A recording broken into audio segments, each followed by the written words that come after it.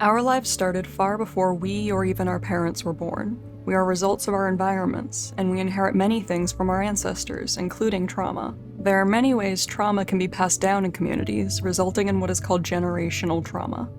Sometimes this is passed down through your environment. When someone has experienced something traumatic, it'll potentially reflect in their behavior. They may be less able to regulate their emotions, more defensive, more prone to anxiety, depression, and self-deprecation, etc.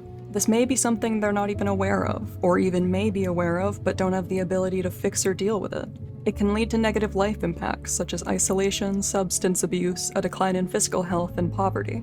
When people with unresolved trauma then raise children, those behaviors and life impacts tend to be passed on, and then those children will often pass it on to their children, and so on. In groups such as Indigenous communities who have experienced a mass historical trauma, this is more common and persists longer. We're surrounded by the remnants of this traumatic history. The constant fighting we have to do to protect our lands, preserve our culture, and recover from what has been and is still being done to us does not create an easy environment to heal in. It can be very hard to break the cycle. Another way trauma can be passed down is through something called epigenetics. Severe trauma can literally change how your body reads DNA, affecting things like your hormone levels and ability to react properly to stress. Studies have shown that these biological changes can be passed on from parent to child, being detectable as early as in the womb. So what can you do to help break this cycle?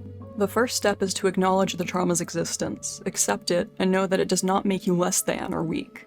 Talk about it with your loved ones, or find a way to connect with others with similar experiences who can understand you. Try to pinpoint the exact feelings that negatively impact your life, what kinds of things trigger you to become angry or stressed or scared. When you learn to identify these patterns, you can begin to try to cope with them. You should also learn to engage in self-care. This includes regular exercising, eating well, finding time and ways to relax, reinforcing the idea that you deserve to be happy and healthy. You may also want to consider speaking to a professional. There is no shame in seeking help. In fact, it takes a lot of courage and self-awareness to recognize that you cannot do something alone and need the input of someone with training. Trauma is complex and more common than you'd think, but it's not something you just have to accept. You can learn to cope, you can work through it and rebuild, and eventually you can heal. And then you can better help those around you going through the same thing. This is how we break the cycle.